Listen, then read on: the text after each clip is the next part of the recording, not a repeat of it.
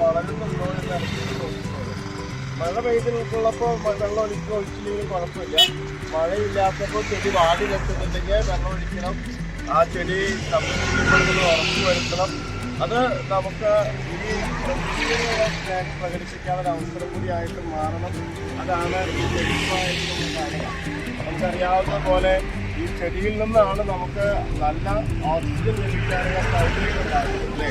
അപ്പം നമുക്ക് ഈ പ്രകൃതിയുടെ സംരക്ഷണത്തിനായിട്ട് നാം ഈ ചെടികൾ വെക്കുന്നതോടൊപ്പം തന്നെ അത് നമുക്കും ഒത്തിരിയേറെ ഗുണകരമായ രീതിയിൽ അതിൻ്റെ ഫലങ്ങൾ ലഭിക്കുന്നുണ്ട് എന്നുള്ളൊരു ഉറപ്പ് നമുക്കുണ്ടാകട്ടെ.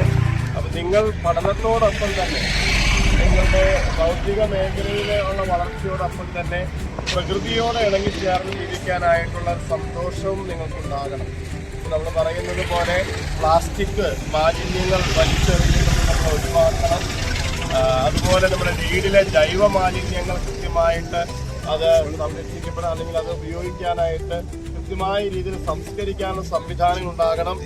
റീയൂസ്, റെഡ്യൂസ്, റീസൈക്കിൾ എന്നൊക്കെ പറയുന്ന ആ ഒരു പ്രിൻസിപ്പിൾ നമ്മുടെ പ്രകൃതി സംരക്ഷണവുമായി ബന്ധപ്പെട്ട പരിസ്ഥിതിയുമായി ബന്ധപ്പെട്ട നമ്മുടെ ചിന്തകളിലുണ്ടാകണം.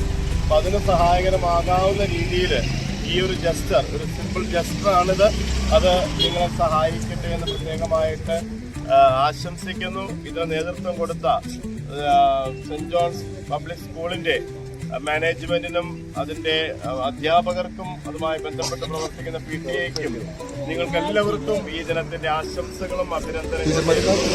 ഈ ഒരു പദ്ധതി ഇവിടുത്തെ വൃക്ഷത്തായി നടല് ഞങ്ങൾ അച്ഛന്മാരെല്ലാവരും ചേർന്ന് അതുപോലെ കൗൺസിലറും ചേർന്ന് ഈ സമയത്ത് നിർവഹിക്കുകയാണ്. നിങ്ങളുടെയും സദുദ്യമത്തിന് പങ്കുചേരാൻ ഞങ്ങളെയും ക്ഷണിച്ചതിനുള്ള സന്തോഷവും നന്ദിയും അറിയിക്കുകയും ചെയ്യുന്നു. Thank you so much. ഞാനിവിടെ ഏറ്റു പറയാ, ഞങ്ങൾ നടന്നു പ്രകൃതിയെ സംരക്ഷിക്കാൻ വൃക്ഷത്തൈകൾ. കേട്ടില്ലേ? എല്ലാവരും ഉറക്കെ പറയണം.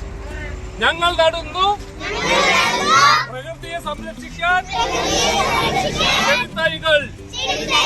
Thank you.